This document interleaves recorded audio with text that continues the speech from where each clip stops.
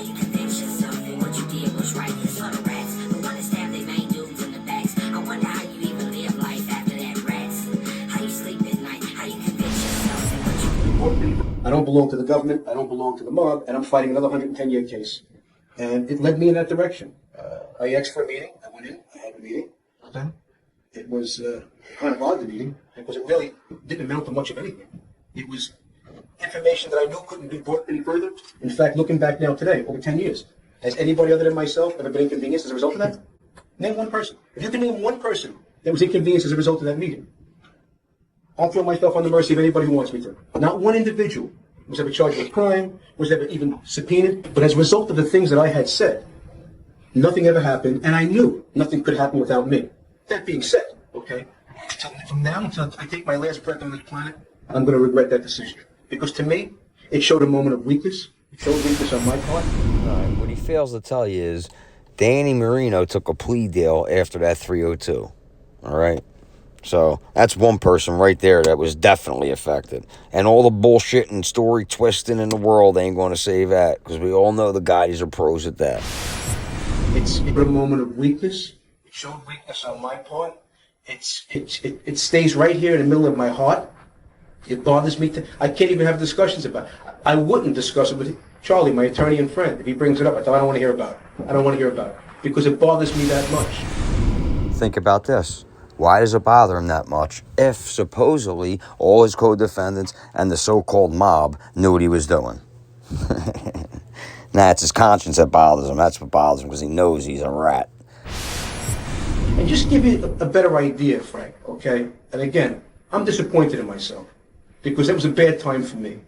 And in the end, I paid a price for it. Believe me, I did. I had five trials thereafter, a parole proceeding, and a few years later. I was not obligated to tell one individual. Ravano told nobody. Any rat that goes to become a rat doesn't tell anybody. They sneak in the middle of the night like the rats that they are.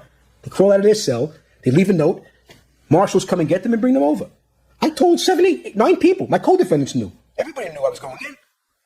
They knew exactly the tactic that I was going to employ. Yeah, they knew ultimately I was going to go on the stand in my own defense. They knew it. What happened afterwards? I won the cases, thank God. That's what happened. But still, to this day, you do have imbeciles. You have lowlifes. You have has-been cokehead jockeys, people like that want to blow these reports and think these are real reports. Did you hear what he said? Blinky said that Skinny wants people to think that they're real reports.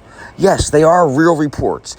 Blinky sat with the feds. The feds made a report. And as we all know, that report is called a 302. It is real. These people are delusional. Jockeys, people like that want to blow these reports and think these are real reports. Okay? Wrote letters, Attorney General Ashcroft. We can go on and on and on. I mean, you're talking about multiple letters to multiple different players and individuals.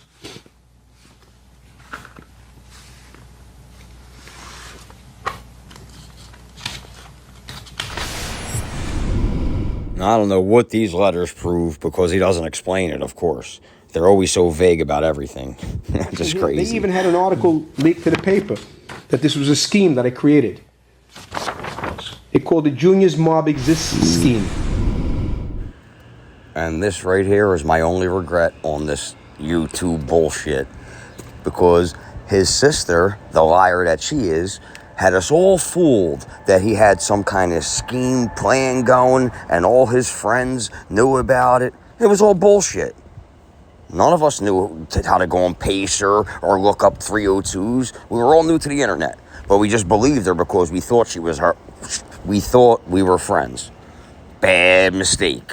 Biggest mistake I've made on here was being friends with that crazy bitch. And just listen to PBD's voice. His voice is crackling. He sounds like he's just annoyed. He's like, what am I doing here? They even talked about it. Would your father have supported you going and having a meeting with those guys? Okay. Absolutely not. Absolutely not. What would he had said? My father would have probably disowned me for helloing them. For sitting in a room with them? Absolutely not. My father would have probably disowned me for helloing them. For sitting in a room with them? Absolutely not. Riddle me this. Why is it that Blinky can sit there and accept that his father would have called him a rat? His father would have disowned him, right? But if it's right for his father to disown him, how come it's not okay for everyone else's opinion that the guy's a rat? The whole world knows he's a rat, except the Gottis. They just can't come to terms with it.